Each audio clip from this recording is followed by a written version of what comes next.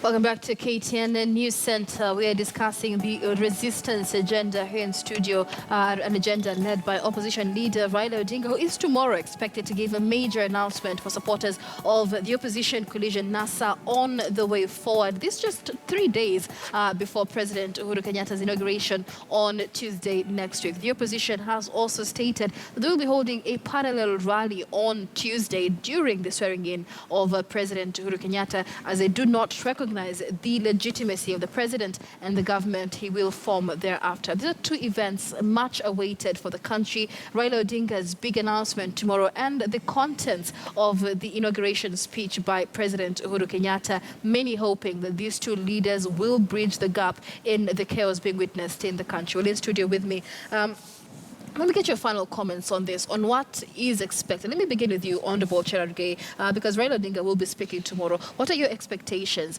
for the opposition leader as he speaks? Well, of course, we agree that there have been many big announcements that Raila has been trying to make, but unfortunately or fortunately, he didn't make it last Friday. I want to agree one of his agenda will be try to pacify his supporters by making statements that would at least give the hope, because the journey to Canaan has somehow been punctured with a lot of issues. And I think he might have, they have realized that the Canaan was a mirage. So the announcements that we'll expect him to make, if there will be any, is to just pacify and maybe try and calm down the supporters. But we also are aware that some of his strategies include, he will say there should be demonstrations. We have had issues of maybe raising legitimacy of the government, of duly election of president and the deputy president. But you know, legitimacy issues are some of the issues that are being brought in by legality. Because if somebody is elected legally and within the constitution, then you don't have to question the legitimacy. And those are some of the issues they will try and raise. But just they will be playing, they will be talking, essentially, I know what Raila will be doing is just to address his supporters, and that is what we expect. So any agenda that he will say will not be the benefit of all Kenyans, but will try to benefit his supporters and try to pacify them. All right, Honorable Odinga, your expectations, and even just drawing from that, it is a perception that has already been created that Raila Odinga is addressing more of his supporters as opposed to addressing the nation. We need national dialogue, national peace moving forward. Okay, even if you talk about Raila addressing his supporters, the supporters of Raila Odinga are Kenyans, and they are not few. So let us not try to undermine the issue of Raila addressing the nation. What we need to come up with is, how do we make our country better? Do we make it through some reforms? The answer is yes. Or do we want to remain in status quo and Kenyans continue suffering? The answer is no. So the most important thing which we need to get from our leaders is issues related to how do we transform this country to benefit Kenyans. Peace will just come. Let us not waste a lot of time talking of us being peaceful, being peaceful. We can only be peaceful when that fairness is on the table and everybody will feel part and parcel of this country. No one will pick a stone or a gun to kill a fellow Kenyans when we feel we are the same. All right. But without any fairness and recognition of all Kenyans, let us not waste our time talking about let us be peaceful, let us be fair to Kenyans. And of course, President Uhuru Kenyatta coming into his second term in office, a term that by all means will be used to shape his legacy, says that unity and uniting this country will be top of his agenda. What do you expect, Honorable Cherargei, from his inauguration speech on Tuesday? I think two things will stand will be the hallmarks of the president's speech on Tuesday after being sworn in. One of them has already indicated the national unity, and I think he will be trying to shape the issues of ensuring that the country might have been divided over the contested elections. Remember, this is the history of this country, that 2 general elections were held within a span of 1 year, and I know there might have been so many political differences, and one of the agenda, as he already highlighted, which will be captured in his speech and will form some of the key pillars is national unity and national healing. And then number two, as you have said, he will also be looking at solidifying his legacy and some of the projects that are stood out. The country will continue with this with the transformation agenda of creating jobs, of creating opportunities, of creating opportunities for all Kenyans. And I think the president will be talking to all Kenyans from different walks of life. And he has indicated that regardless of whether you voted for him or not voted for him, we are now Kenyans and we must come together.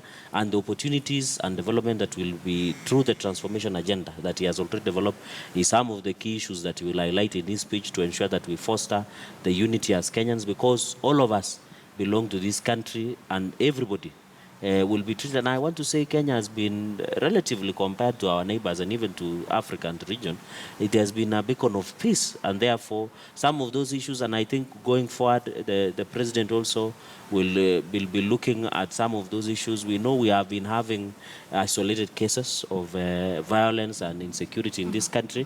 Some of those issues will be captured because he will now have all the powers to ensure he exerts the necessary authority of national unity and as a symbol of unity to ensure all Kenyans are brought to one table. And I want to say, I've listened to my brother saying Odinga will make some of the issues in terms of ensuring that this country moves forward and development. And those are some of the conversations we'll be looking at. And the president has said everybody and anybody is willing to engage him, not only but not limited to the NASA colleagues or even other Kenyans. All right. Yeah. Just before I hear from you, Honorable Odege, would you agree then, especially as he has said, that the issue of fairness is what really needs to be addressed in this country? And is the president addressing that as he should? But as we talk, Michelle, is that as we even talk today, the constitution that is guiding this country has provided for. If you talk about marginalization, the constitution has brought the modalities. If you talk about the regional balance, all institutions running from the executive, where the president is the executive, even from the CSS. When you look at it, it's the face of Kenya. It is a regional balance. When you go out, most of the institutions that we have in this country reflects the regional and the face of the country. Those are the main compass in this country is the constitution. And the president, as provided for under the Constitution, Article 3, is protecting the Constitution and ensuring that. So the issue of whether there is fairness or not is just the fairness that our brothers are talking about and sisters in NRM is the fairness that they are talking about is when they win an election.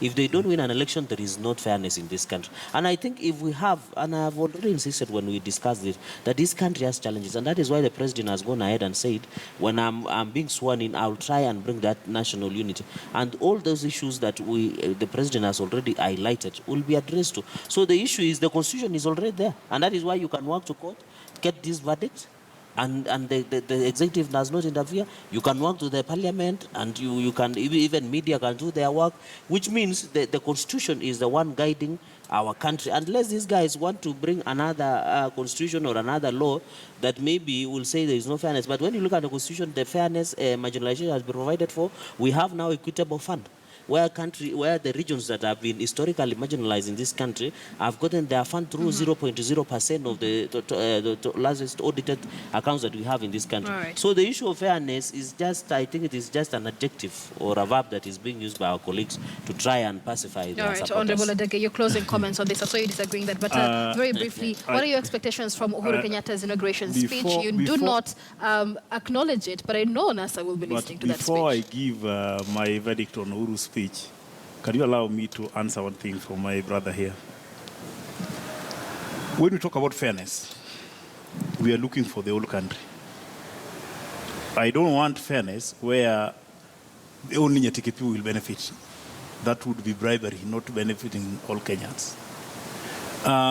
I've worked very closely, the nature of my work as a Secretary General of the Union of Kenya Civil Servants.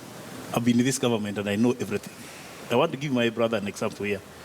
Go to Treasury, go to KRA, count top 20 people there are from one tribe. Is that fairness? And that's where the national cake is coming from? Okay, that one is for you to go and do research on. Let me talk about the president's speech on Tuesday. I would want President Uhuru Kenyatta to concentrate on his first term failures. and tell Kenyans how he is going to correct them. Because we are tired of long speeches, well written, well worded, but implementation is nil. Let us ask him to reflect back in his first time in the office, count on the failures which were there, and tell Kenyans how he's going to correct them. Number one failure was failing to curtail tribalism in this country. That's a major disease in this country which we must confront. Even the cabinet we are talking about was composed of only 2 tribes. You won't tell us now, let's say the people of Nyanza, we were given a cabinet post of Rachel Omambo, who is the Minister for Defense in this country. If President is the chief and the Commander-in-Chief of the Armed Forces, what was Rachel Omambo doing there? Those are mischiefs which we want to end. All right. And we want to see this country moving forward. Thank you. All right. Thank you so much for joining us in this And conversation. I hope you will attend. I do welcome him for swearing of the president. They seem to be having their own parallel one. But many thanks for having this conversation with us. Honorable Samson Cherargei is in Nandi County Senator.